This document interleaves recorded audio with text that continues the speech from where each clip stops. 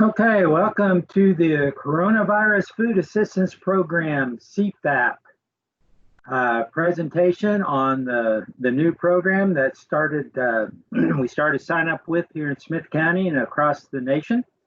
I would like to ask everyone to keep your microphones on mute and your cameras off. Also, this presentation is being recorded so that we can utilize it for future resources. So just a heads up that it is being recorded. First of all, I'm going to introduce Sandra Wick, who is the extension agent for the postrock extension, and Allie Hadley, who is the program technician from the Smith County Farm Service Agency, and she is heading up this program in our office. And so just want to get that out there. If you have any questions concerning anything on this program, I just ask that you can contact our office at 785-282-3832. Also, there is a chat box. If you move your mouse in about the bottom third of your screen, you get a chat box right there where I've got it circled in red. If you have a question about anything that we are covering, go ahead and type in your question. And if we are not able to address it during this presentation, we can hopefully contact you and let you know what the answers are. So without any further ado, I'm going to turn it over to Sandra, and she's going to give the introduction of the CFAP program. Okay, thanks, Carl. And I'm glad that I could join you with this presentation. And as Carl said, I am the crop production agent for the Postrock Extension District in the Smith Center office. So I'm going to share my screen now. There you go. So hopefully you can see that. And I'm assuming, Carl, if they want copies of this presentation, they could just call your office and get copies. Okay. So hopefully that will work as well. So, okay, we're just going to. I had my mic on mute, but yes, that's okay. You can get a copy. Okay, perfect. Okay, we're just going to go right into this. So, and if you have any questions, go on and put it in the chat box, and Carl will be monitoring that. And we might just get those at the end, or we might just stop and, just catch it while you have your question there. So, as you are aware, this actually is two programs kind of rolled into one payment. So that's why we kind of wanted to clarify that first right here at the get-go. So there's actually two different programs. The first one there is your CARES Act, and there was allocation of about $9.5 billion.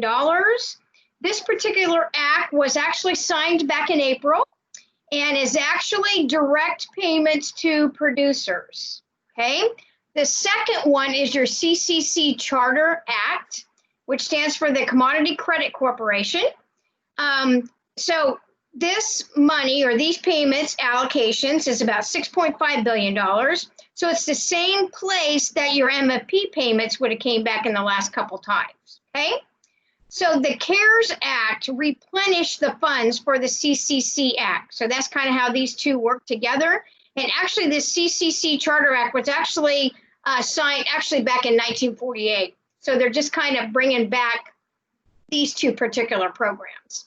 So just to kind of give you some definitions there, the CARES Act is to actually partially pay producers for any losses due to any price decreases or declines that occurred between mid-January 2020 and mid-April 2020, which specifically it's January 15th to April 15th. And you're going to hear those dates quite a bit here in the next few slides. Okay, your CCC, or remember your Commodity Credit Corporation, it's to also partially pay or compensate you guys as producers for, as I said, allocate that $6.5 million for any market disruptions, I guess you could put in there, that will help with any transition to help with this marketing system out there, or the commodities, because of the pandemic virus. Okay. All righty. So let's move on to the next one. Okay, timing of payments, because this is probably pretty important and you're probably interested in this. At this time, 80% of the total payments will be made at this time. So the main reason for doing this is, if you remember the PPP program, they ran out of money or funds. So we wanted to make sure, or the federal government wanted to make sure, that eligible payments or eligible producers that can get a payment will get their payments, and that they're not going to be without the payment. So they're holding back 20% at this time. That final 20% will be issued at a later date, hopefully determined by the Secretary of Ag, to extend those funds, and hopefully they won't run out of money. Okay, so I guess we're just going to have to see if that 16 billion is going to run out. But those two combined is that approximately $16 billion is what they have. And as Carl said, that sign up started the end of May, and it goes until August 28th of 2020. So you may think that August is a long time away, but I'll tell you what, when wheat harvest comes, fairs come, school starts, this date's going to sneak up on you too. So as soon as you can get it in there, you need to get in there and get your application done. Okay. So we're going to move into the non-specialty crops first. And this is just typically your traditional crops, okay? So I'm going to walk you through one at a time, and going to tell you, I'm going to give you some examples on what those payments are going to be. So you can see here the list of the non-specialty crops, and we've got highlighted the ones that are probably the more common ones here, okay? There's a lot of crops up there, and there's some that I haven't highlighted, and I know some of you, they have millet, some of you might have oats, some of you might have sunflowers, but it's primarily corn, sorghum, soybeans. You will notice that winter wheat is not listed, okay? It's because it did not meet that 5% loss test, and we'll show you what we mean by that in a minute. So winter wheat is not included, okay? So that loss was actually determined back based on the decrease in the weekly average futures prices for specific dates. And you can see those dates here is January 13th to the 17th. And then they compared the average future prices for that week of April 6th to the 9th. Okay. And I'm going to show you how those are calculated here in just a minute. Because if you're like me, I'm a very visual person. So I'm going to show you some figures here to help you understand that a little bit better. But if that loss was greater than 5%, then a payment was triggered. Okay, again, not winter wheat. Okay, and just so you all remember that fact. Okay, with this chart, it's just a table of those prices that I talked about, those futures prices. So here in the left-hand column, you'll see, I don't know if you guys can see my cursor here. Here's your commodities on this side. And then whatever the units are, either per bushel or per pound on how that's paid. Here's your average futures prices, January 13th to the 17th, okay, for each of the commodities. And then we also have here your average price on that April 6th to the 9th, okay? So what we calculated then is that change in price, because that is how a payment is triggered. So we're going to take corn first, okay? And I'm not going to go through all of these, but I'm just going to highlight some of the more common ones out there. Okay, so corn, a loss of 63 cents. So that was a percent change of a minus 16%. Soybeans was 90% change in these two in January versus April, with a 10% change or loss. And then down here on the bottom, I'm going to highlight sorghum, which is 59 cents, which is at 16%. So just remember that 63 cents up here, because I'm going to show you some examples here, and I'll come back to that as well to show you and how those are calculated. All righty.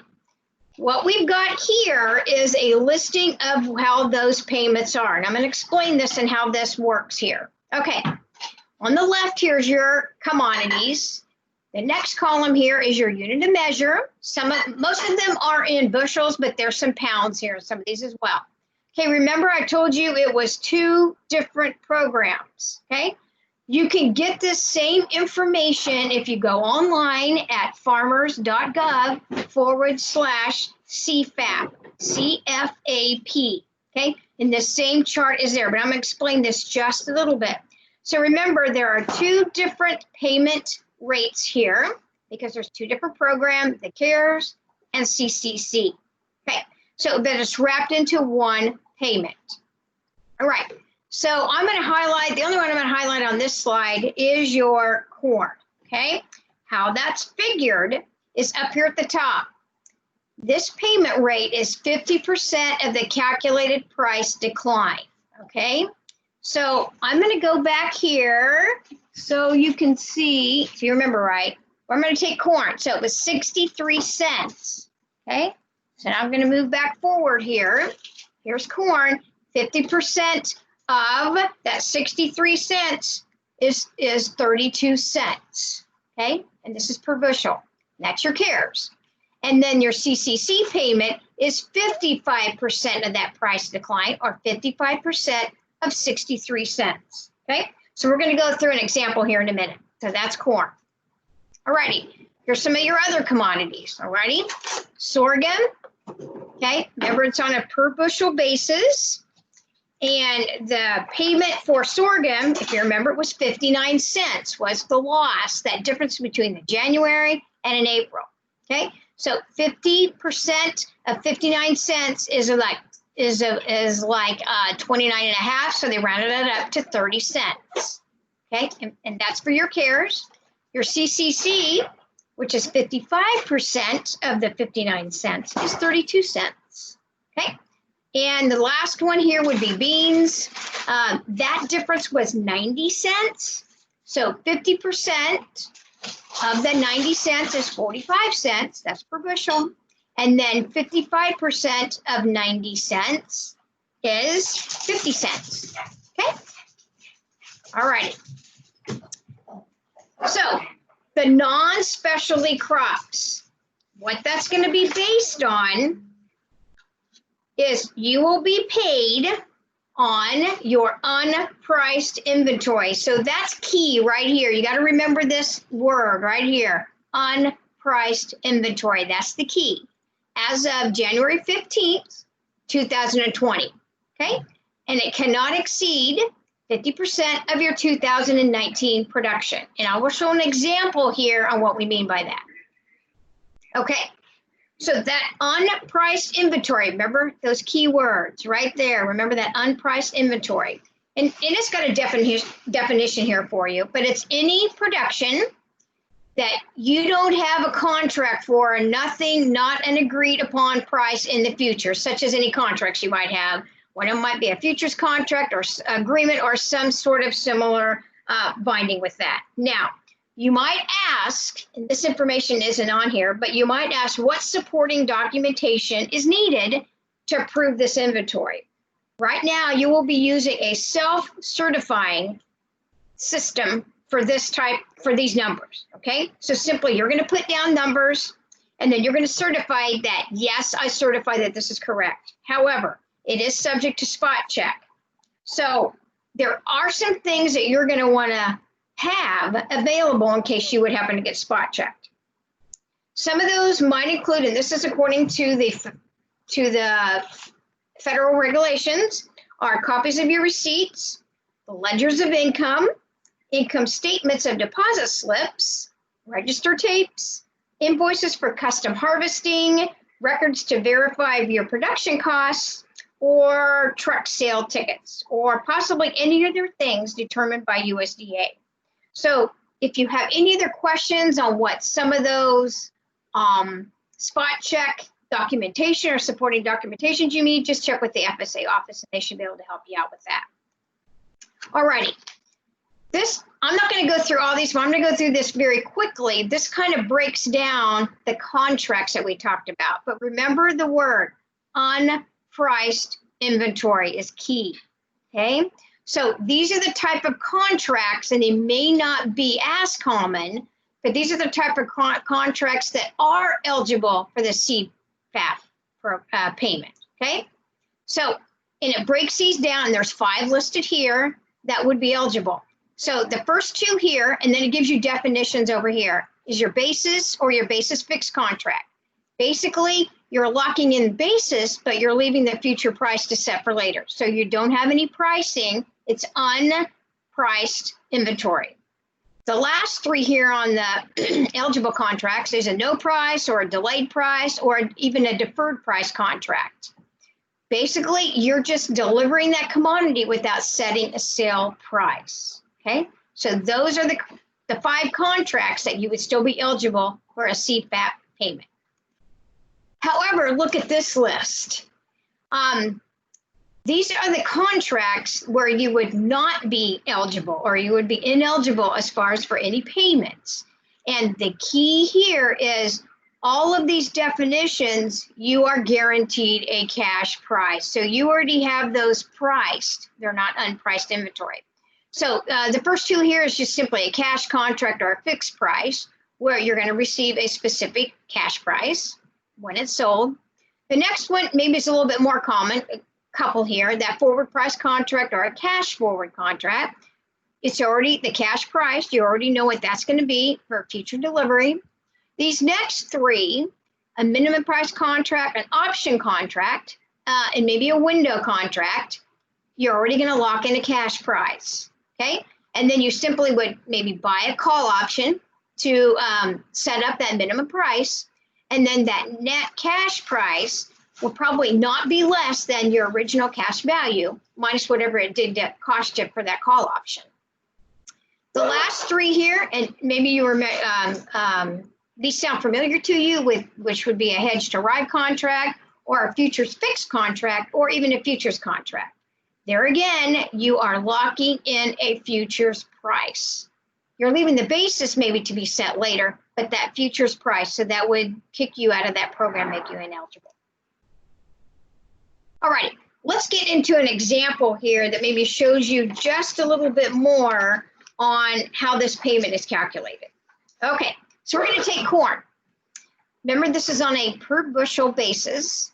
Remember the CARES Act payment. And they're taking that, it's based on 50% of what that price decline was, which we figured it up to be 63 cents for corn.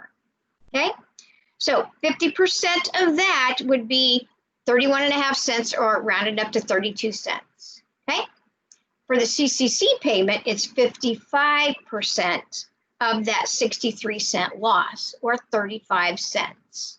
Okay, in that one. And remember, this is from January 13th to the 17th, comparing it to April 6 to 9. Okay, so the example that we're going to have here is a producer had 10,000 bushels of unpriced corn. There's that key word again, in his elevator on January 15th in his inventory. He had at least 20,000 bushels of production in 2019. Remember, your maximum payment is only 50% of what your production records were in 2019. Okay, so here's the example payment down here, okay? You're gonna take, remember he had 10,000 bushels, so you're gonna take 50% at one and 50% at another one. So it's 5,000 bushels times that 32 cents, which is your $1,600. And then you're gonna take the other half times 35 cents, which would equal $1,750. So your payment would be $3,350. But remember, you only are getting 80% of that payment up front.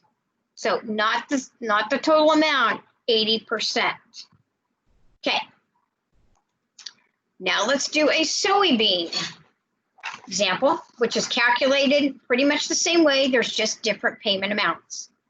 So remember, you're at the CARES is 50% of that calculated loss. The calculated loss for soybeans is 90 cents. 50% of 90 cents is 45 cents. Okay, the CCC payment is 55% of 90 cents, which is 50 cents. Okay, all righty. So we're going to keep it simple. So we're going to use the same amount of bushels. So the producer had 10,000 bushels of unpriced soybeans in the elevator for his inventory on January 15th, 2020. And his production records for 2019 was 20,000. So the maximum he could get paid on is the 10,000 bushels, according to this 20,000 2019 production. All righty, so we're going to take 5,000 bushels, just half of that 10, times the 45 cent for his CARES Act payment, which would be $2,250. Take the other half of the 10,000 or 5,000 bushels times your 50 cent payment for CCC, which is 55% member of the 90 cents, which would be $2,500. So the total payment would be $4,750, but you're only getting 80% right now. Okay, all righty. Any questions yet, Carl? Because I went through that pretty fast. Nope, fine. Okay, perfect. Okay, we're going to move on. That's the traditional, you know, your corn, soybeans, and milo. All right, we're going to move on to specialty crops, which is more the vegetables primarily. Okay, so it's more vegetable farms. They're divided into 3 specific categories. Okay, so the first one here is for category 1, it's crops sold between that January 15th and April 15th, 2020 date that experienced that 5% greater price decline. Okay, just how the others were calculated. Category 2 is just a little bit different, and it would be crops that were shipped or left the farm, actually left that farm, but were spoiled for some reason due to they couldn't find a place to sell it. Okay, so it maybe is more the retail chains, you know, that fall into this category.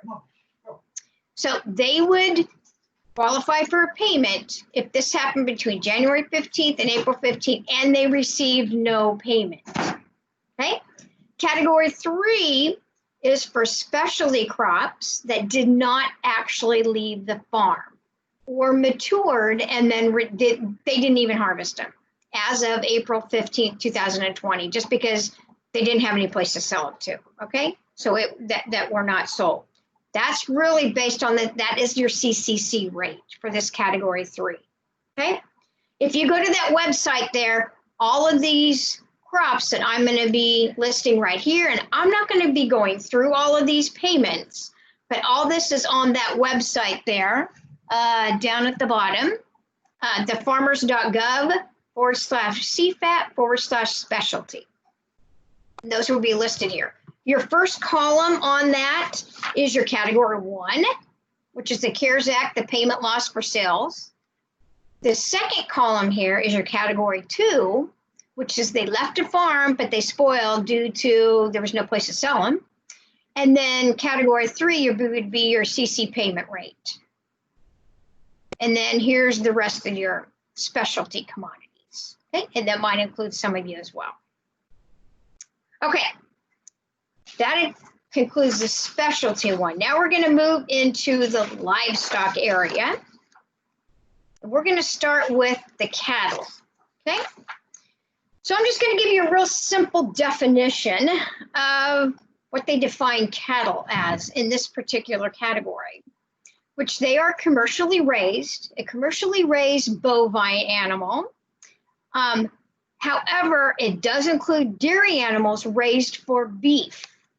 Okay, but it excludes beefalo, bison, or dairy animals intended for dairy production. Okay, so that can maybe get a little bit confusing. But if you have dairy animals that are raised for beef, this is in here. Okay, so I'm going to go over this very quickly here. The slaughter cattle would be fed cattle, and those cattle that weigh over 1,400 pounds and could have a carcass of around 800 pounds. And that calculation, and these are calculated just the same way that the specialty crop or the non-specialty crops were. They're taking the average price from January 13th to the 17th, and then they're comparing it to the average price April 6th to the 10th. And then the same calculation, they're calculating the change in price and what percent it was. So for fed cattle, that's those cattle weighing over 1,400 pounds, the loss was $267, okay? The next one would be mature cattle, and that would be an example would be like coal cows for slaughter. That loss was $114 per, and this is per head. And then they've got the feeder cattle broke down into weights. They got under 600 pounds, which is a loss of $127. And then we've got feeder cattle greater than 600 pounds, which is a loss of $173. And there's the calculator. So everything is well above that 5% that's going to trigger a payment. Okay, so that would be the cattle end of it. Okay, here's the payments then on how that's figured. Remember, it's just like the crops were calculated. You have two different programs, one payment. Okay. So we're going to start here with the cares, okay?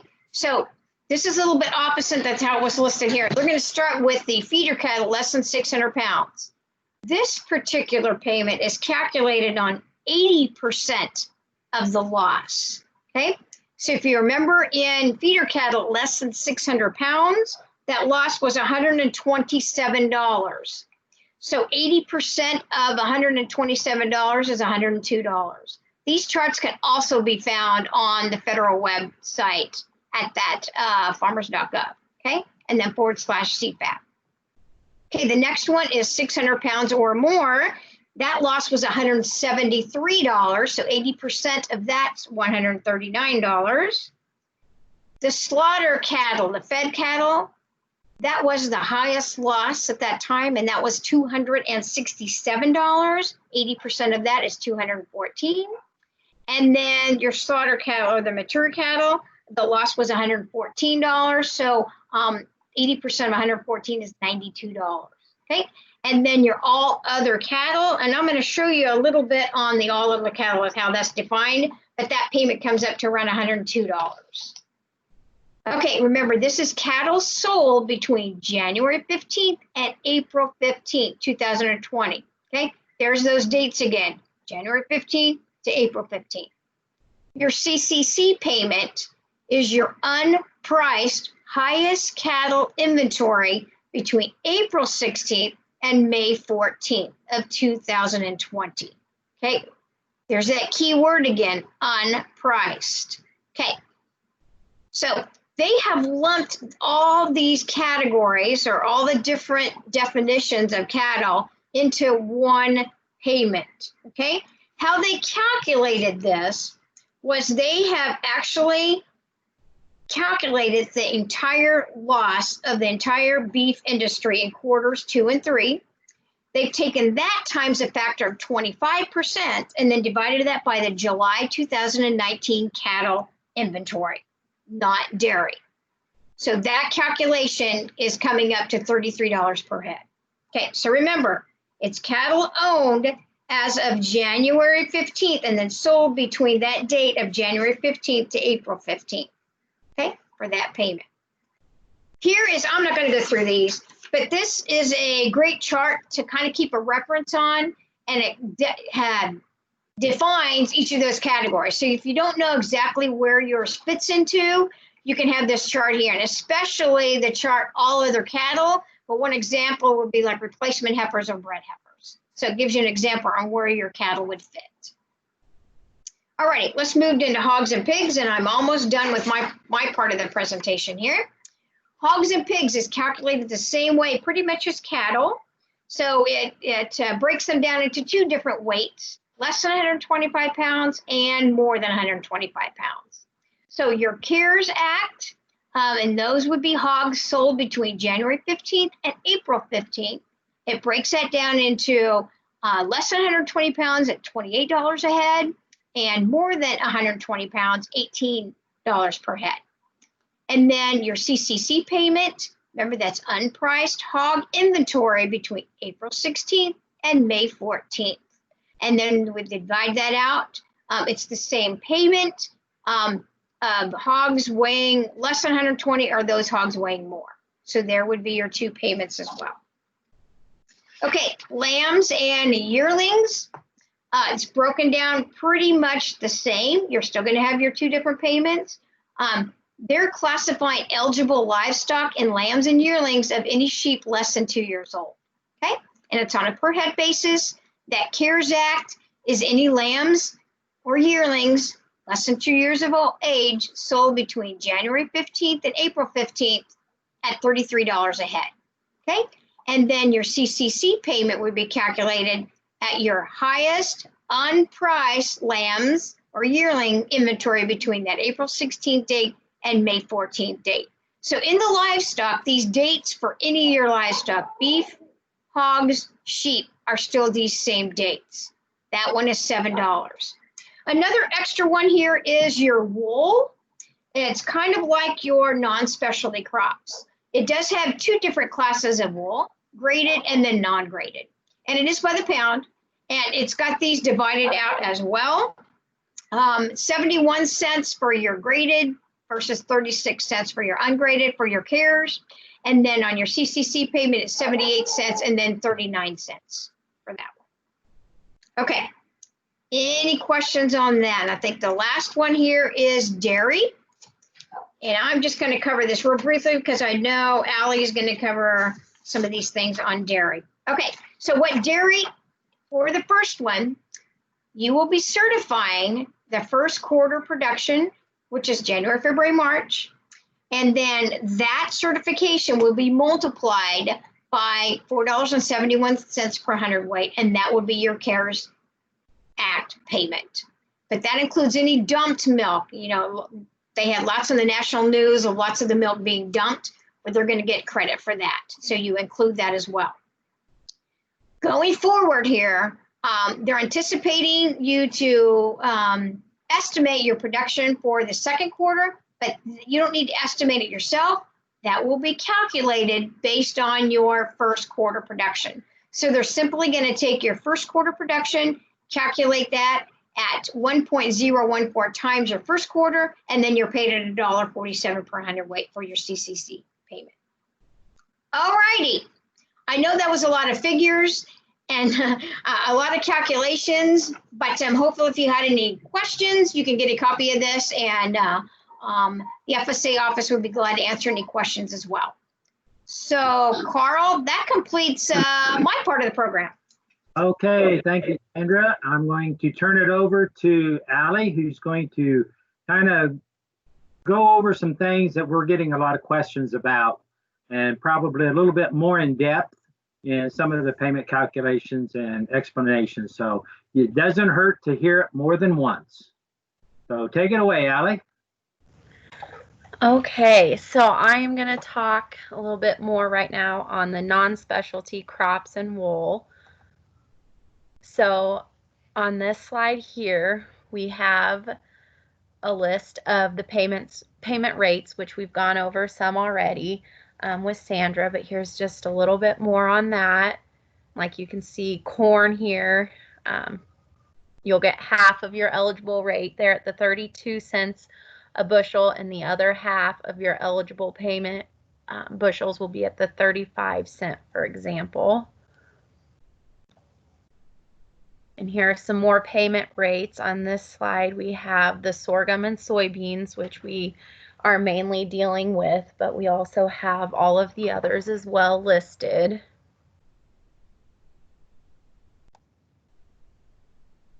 Now I'm going to talk a little bit now about some conversion factors that we can use to add in silage and things on that matter. So for silage production for corn, so if you have corn bales that you are feeding to cattle, we can convert those into bushels and have them count for a payment. And we just want to make sure you know that you are subject to spot check for this, so you do have to be able to have some sort of proof that you did have those bales and that was your production. So for corn, for example, what we would do, and you don't have to do any of this math on your own. We have a calculator there at the office that if you give us how many bales you had and the average weight of your bales, we can convert that to bushels for you. So don't feel like you have to do this yourself. You can just give us a call and give us your number of bales and then the weight of them. But for example, here, corn, we would take your tons of corn. So say you had 200 tons of silage corn. We would take that 200 tons times 7.94, and that would equal 1,588 bushels. And your sorghum, the same. We'll take, for example, 200 tons again, times that by the 3.114 times 100, divide it by 56. That comes up to 1,112 bushels. Now, when we're adding these on your application, and we'll have some slides of what the application looks like, if you have other corn for grain, we want to make sure that you add that in for your total production, because like was said earlier, they are taking the lesser of 50% of your total production or what you had on hand. So if you still had all of your corn bales, for example, as of January 15th, and you still had corn grain that was all sold before them, we want you to count those bushels in so you can get paid on more than just 50% of what bales you had. Here are some more conversion factors for forage production. We have sorghum here, for example, 200 tons of sorghum forage. We would take the 200 tons times the 8.89 times 100 divided by the 56, which comes to 3,175 bushels. We also have the conversion for oats. There is a conversion for millet coming. We do not have that yet.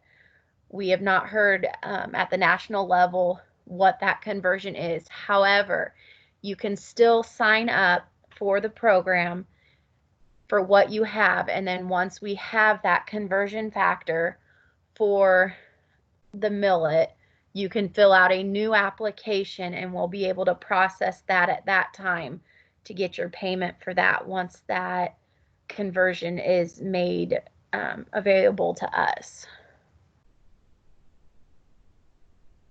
Just some more conversion factors here. For silage, we have one for barley, oats, and soybeans. For forage, once again, we have it barley, corn, and soybeans. And just ways to figure that out. And like I said, don't feel like you have to do this yourself. We can do it there at the office for you.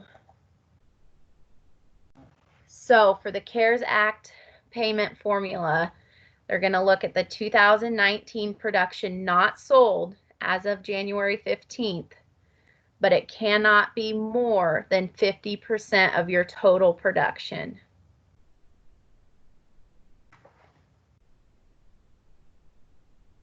And then once again for the CCC Charter Act payment, the same thing. They're comparing your total production for 2019 and that commodity with what was not sold.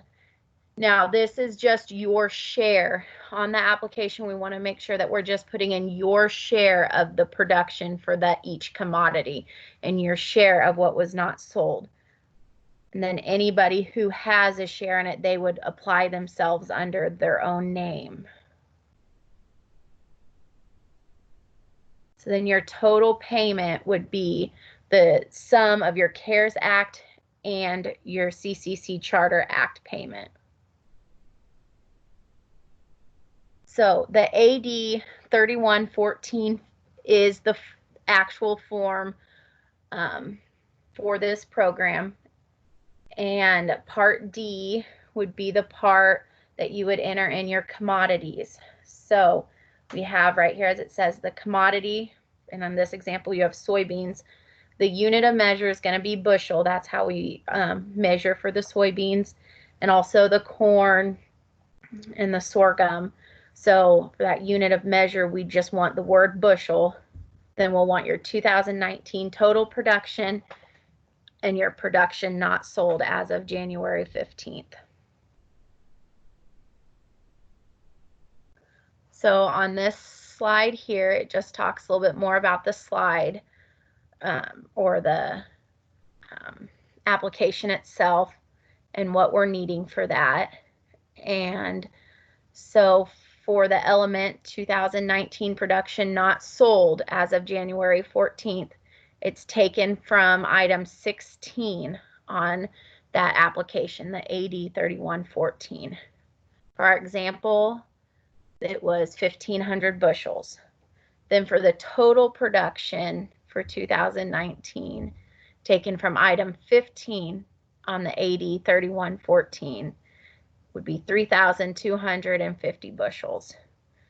In this case, your eligible production would be the 1,500 bushels because they are taking the smaller number of the two. Then for the CARES Act payment, they're going to take half of that 1,500 bushels and you will get paid 45 cents a bushel on that. Then the second 50% of the 1,500 bushels are being paid out at the 45 cents or the 50 cents a bushel, excuse me.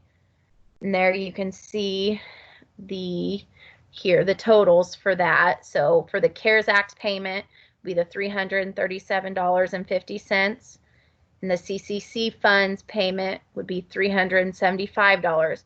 You will add those two payments together then for your total payment, which would be the $712.50. You might be thinking, what do I need to furnish for you to get this application going? All that we need at the office, and you can just call us if you don't feel comfortable filling this form out on your own. You can give us a call at the office and give us your numbers, and we will be able to enter it into an application, and then we'll just need your signature. But what we need from you is what commodity you have that has eligible bushels, the unit of measure, which would be bushels, your 2019 total production, and then your production not sold as of January 15th. Item number 13 would be the commodity. For example, you could use corn. And then for unit of measure for corn, we would use bushels. Then on item 15 is your total production. And like I said earlier, for sorghum, for example, don't forget to add all grain sorghum as well, forage and silage sorghum. We'll convert it all to bushels and we will add it all on that one line under sorghum. We do not want two lines for grain sorghum and then a line for silage. We need to have it all together on one line. For corn, don't forget to add all of your corn grain production, also your forage and silage converted to bushels. And the same thing, we want it all on one line under corn for the commodity.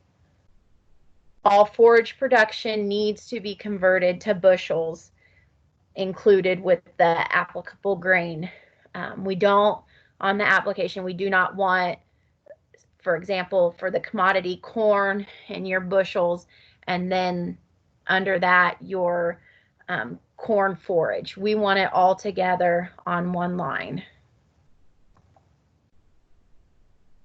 Then item 16, this is your productions must be subject to price risk as of January 15th. So as Sandra went over those earlier slides, which contracts If you still had risk in the price, then that is eligible. If you had already sold it or had a contract set in stone that this is what you're going to get for it at a later date, then those bushels will not count because you did not have price risk at the time.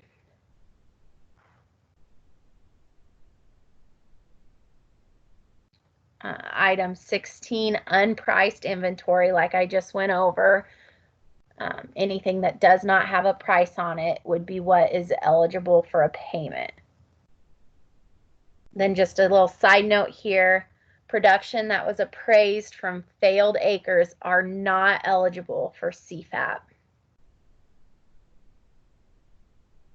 We're going to give a payment example here.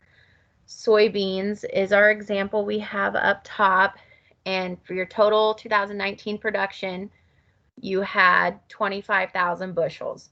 So half of that would be 12,500. Your production not sold is 12,000 bushels. So they're going to look at the lower number, which would be your 12,000 bushels, and they are going to pay you on that. Like what has been said earlier, this is coming out of two separate accounts. So half of the 12,000 bushels will be paid out of the CARES Act and half will be paid out at the CCC payment rate. Like Sandra had said earlier, you will receive 80% of the payment after you apply, and then the other 20% is based on funding later on. So for this example, your CARES Act payment for soybeans is 45 cents a bushel, and you had 6,000 bushels because you get half of the 12,000. If you do that math and the 80%, you will get $2,160 for the CARES Act payment. And then we'll also do the CCC payment, which is 50 cents a bushel, which comes out to $2,400. And then you will add those two together for your total payment for your soybeans then would be $4,560. Then there we have a slide here with some sorghum. Just want to remind you, don't forget to include all forage and silage converted to bushels as well. And just going over again, the funds do come out from two different accounts. You get 50% from both, which then would come up to the 100% of those bushels that were eligible. For the example here with the sorghum, the CARES Act payments 30 cents a bushel. The CCC payment is 32 cents a bushel. You take those times your eligible bushels, you get the total dollar amount, and then you add those two together for the total payment of $4,216. I'm going to talk a little bit about dairy production as well. Dairy operations who produce milk for the following months are eligible for CFAP. It's January, February, and March.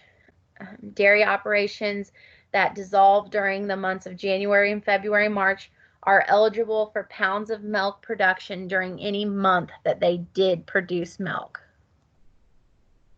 CFAP eligible milk production is milk that's produced for the months of January, February, and March of 2020. Any dumped milk during the months of January, February, and March. Milk production subject to price risk for the months of January, February, and March. Dairy production covered under the Dairy Margin Coverage, the DMC program, Dairy Revenue Protection, and other dairy revenue insurance maintains eligibility for CFAP.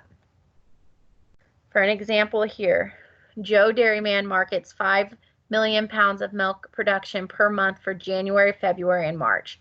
Joe has part of his milk production not subject to price risk by having a forward contract on 2 million pounds for January and February. The forward contracted milk production will be subtracted from the 5 million pounds for January and February. So for CFAP Dairy, his eligible milk production for January is 3 million pounds, February 3 million pounds, and March the full 5 million pounds, because he did not have a forward contract on it in March. Like Sandra said earlier, you are self-certifying, the same with dairy. So when you sign the application, you are saying that that is what you have. We do not need your documentation in the office at that time. However, it is subject to spot check. So if you do get pulled for spot check, you are going to want to have your records of any dumped milk, milk marketing statements for the month, and milk production as well. Members of a dairy operation, such as a joint venture without a tax identification number, will separately apply for CFAP. So you will apply separately. Producers will apply using their applicable pounds of monthly milk production per producer, depending on their share of the dairy operation.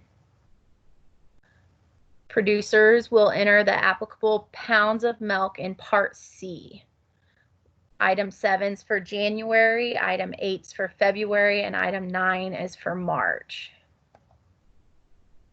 CFAP payments for eligible milk production will be the sum of the results of the following two calculations. So the Part 1 would be from the CARES Act account, and that's January and February's and March's 2020 milk production total in pounds multiplied by 0.0471. And the Part 2 payment is January, February, and March 2020 milk production total in pounds multiplied by 1.014 and then by 0.0147. A few other items we have here is an FSA 578 is not a requirement to participate in CFAP. So if you do not report your planted acres on some ground, you can still apply. However, just note that the county committee may request documentation to verify that you did have crops planted and are eligible. Once again, I had just said before approving a CFAP application, the county committee may request the additional documentation to verify the ownership, interest, or quantity of the applicable commodity before they approve your application. We will open it up to see if anybody has any questions yet. I don't see any. So I think we will go ahead and move forward. All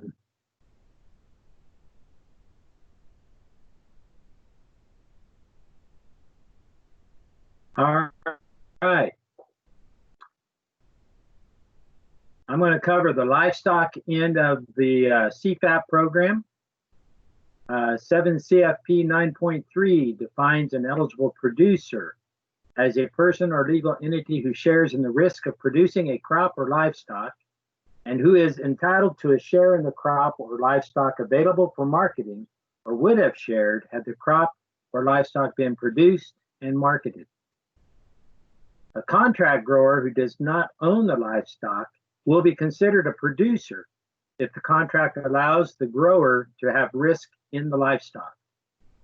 Livestock owners and contract growers who are at risk and have a share of the livestock available for marketing or would have a share had the livestock been marketed are eligible livestock producers. Livestock that realized a 5% or greater national price decline between the average for the week of January 13th through 17th of 2020 relative to the average for the week of April 6th through 12th, 2020 have been determined eligible for CFAP. National payment rates have been determined based on those price declines.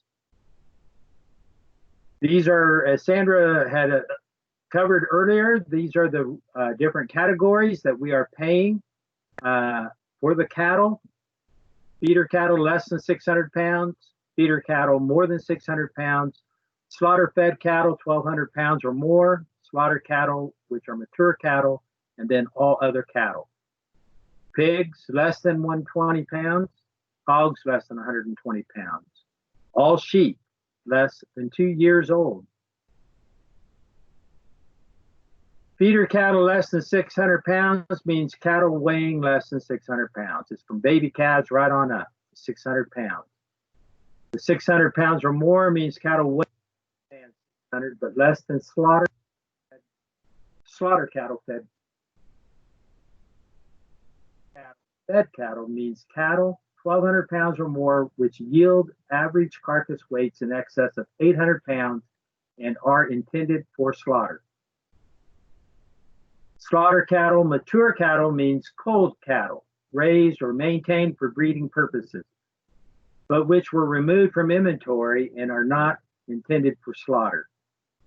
All other cattle mean commercially raised or maintained bovine animals not meeting the definition of another category of cattle in this rule, excluding buffalo, bison, and animals used for dairy production or intended for dairy production. Pigs are any swine weighing less than 120. Hogs, any swine weighing more than 120. And lambs and yearlings are all sheep less than 2 years old. Eligible livestock owned on January 15th and sold between January 15th and April 15th of 2020. Offspring born from that January 15th inventory. Livestock inventory owned between April 16th and May 14th of 2020. What you'll do is pick a date that has the highest inventory count between those dates.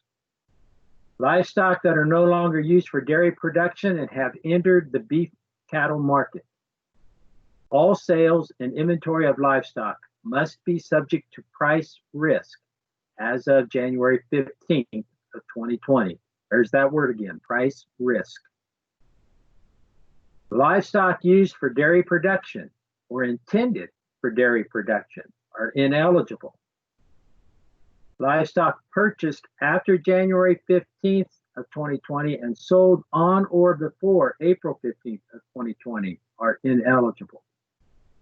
Livestock subject to an agreed upon price in the future through a forward contract, agreement, or similar binding document as of January 15th, 2020. Dairy cattle that are no longer used for dairy production and have entered the beef cattle market are eligible for CFAP. For example, dairy cull cows, slaughter cattle, mature cattle. Dairy calves that are feeder calves, lesser than or greater than 600 pounds. Dairy cattle used for dairy production or intended for dairy production are not eligible for CFAP livestock. However, milk production from this livestock is eligible for CFAP dairy. So your dairy bulls or your bred heifers or calves that you're saving to enter into your dairy herd are not eligible for the CFAP program under the livestock. The information required from producers to participate in CFAP will be a self-certification by the producer or authorized representative. The following sales and inventory information is required from livestock producers as applicable. Owned inventory of eligible livestock as of January 15th and any offspring from that inventory that were subject to price risk and sold between January 15th and April 15th, 2020. That's item 21 on your application. Highest owned inventory of eligible livestock that were subject to price risk between April 16th and May 14th of 2020. That will be entered into item 22 on your application. CFAP payment for eligible livestock will be the sum of the results of the following two calculations. Here again, part 1 is going to be CARES Act, part 2 is CCC funds. Payment is calculated by multiplying the number of livestock sold between January 15th and April 15th by the payment rate per head for the CARES Act. Now, the livestock Please note that the livestock must have been owned by the producer on January 15, 2020.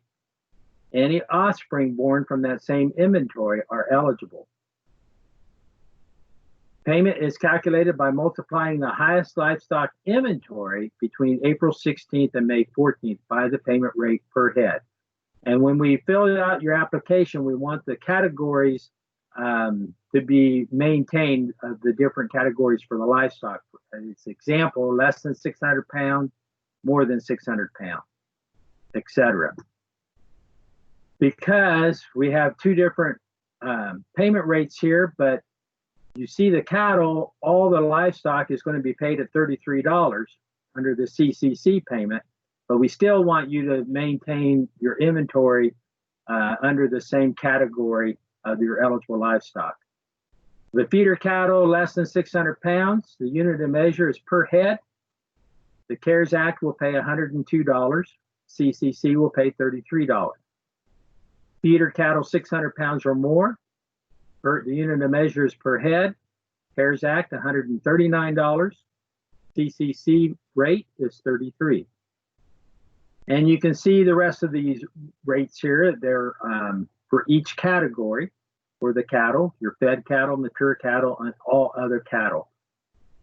Pigs less than 120 pounds per head, $28 for the CARES Act, $17 for CCC payment rate. 120 pounds or more per head, $18 for the CARES Act, $17 for the CCC rate. And sheep less than 2 years old, unit of measures per head, $33 for CARES Act, $7 for CCC payment rate. An example is DJB Cattle Company had the following livestock in inventory on January 15, 2020. At 500 bred cows, 15 herd bulls, 50 replacement heifers. This is as of January 15th. Sales between January 15th and April 15th, 2020, DJB certified that he sold the following livestock: 10 cull cows, 7 baby calves, born after January 15th. DJB certified that his highest inventory between April 16th and May 14th of 2020 was the following: 480 cow-calf pairs. In this example, he must have purchased another 10 cows to replace the 10 that he culled, 18 herd bulls, so he bought 3 more bulls, 75 replacement heifers. He had purchased 25 more replacement heifers. So we would fill out the application under column 21. We would put each of these in the categories. He had 7 calves less than 600 pounds, 10 culled cows that he sold between January 15th, after January 15th, and before April 15th. On hand, the inventory was 480 less than 600 pounds. Those are the baby calves. And then the mama cows and the bulls and the bred heifers all total up to 573.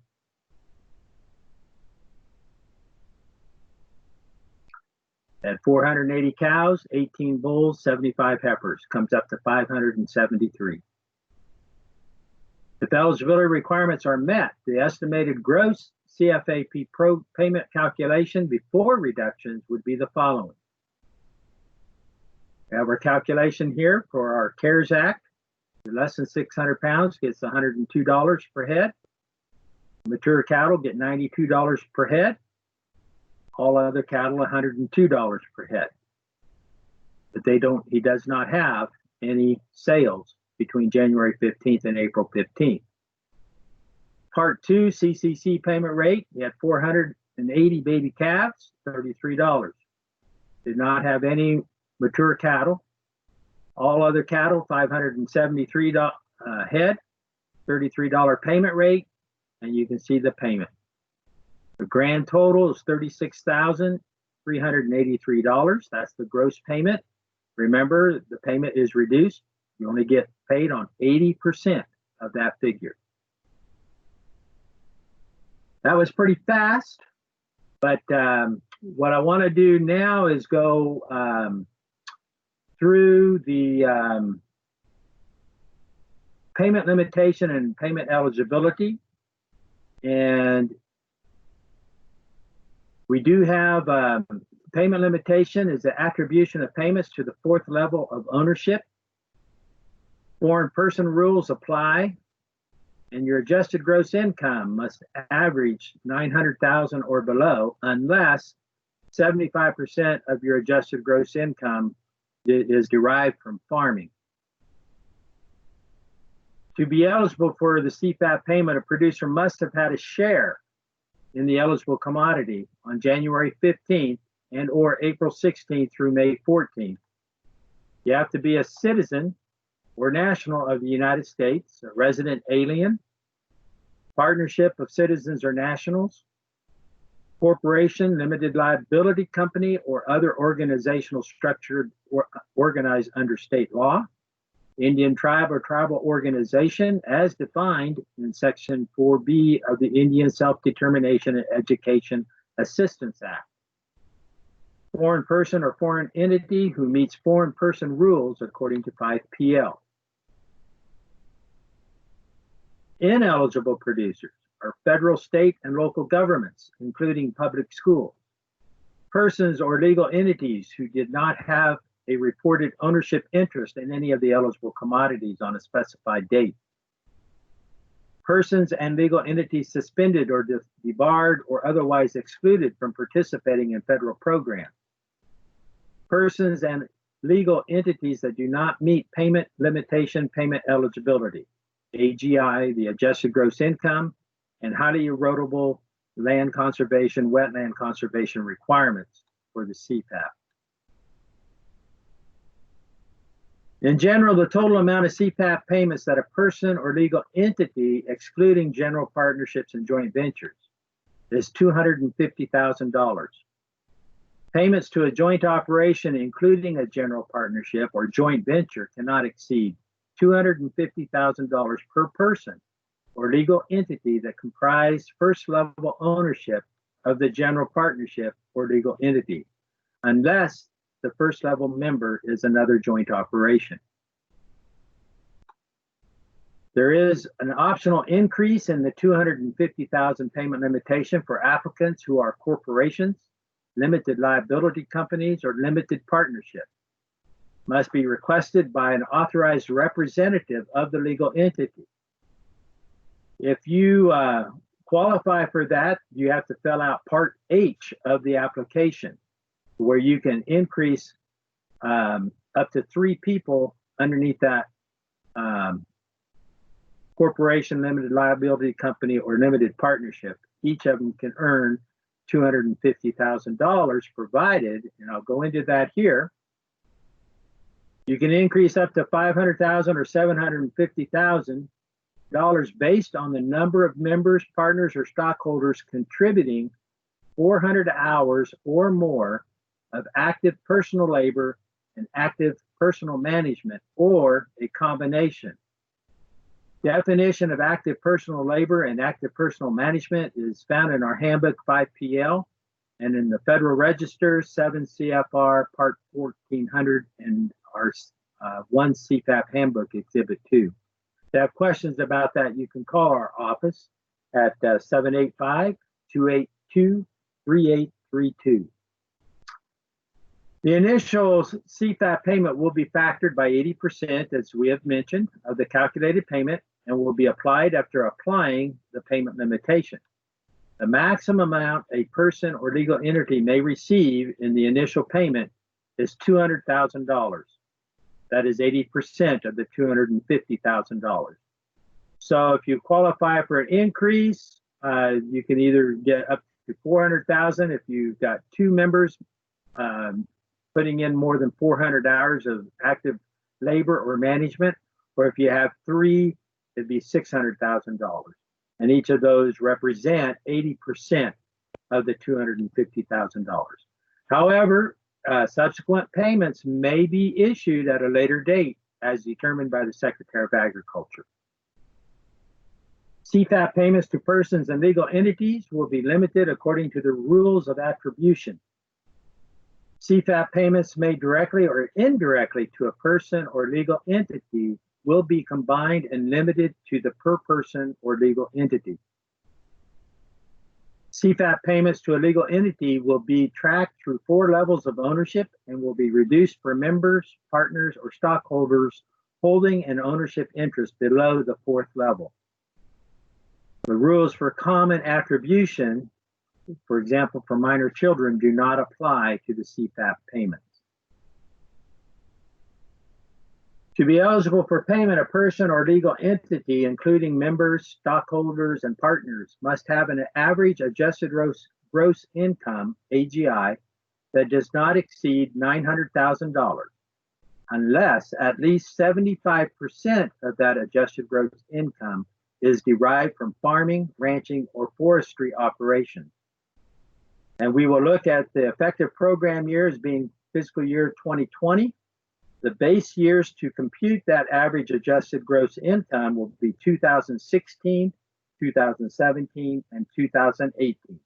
Be the average adjusted gross income average of those 3 years. Definition of farm income is provided in our handbook 5PL. ICDISC dividend income is considered farm income for CFAP when the dividend is derived from farming, ranching, and forestry operations. A 941 must be completed by CFAP applicants and submitted to IRS for income verification when required. That is your adjusted gross income form. A 942 is completed when a producer's average adjusted gross income exceeds $900,000 and at least 75% of that adjusted gross income is derived from farming, ranching, and forestry operations. That concludes our eligibility and payment limitation portion of it and the presentation of our CFAP program. This is recorded, so we will make this available if you request it, or we can make this PowerPoint presentation available. If you have any questions concerning this program, you can reach us at 785-282-3832 for the Smith County service area. So with that, we will end this presentation.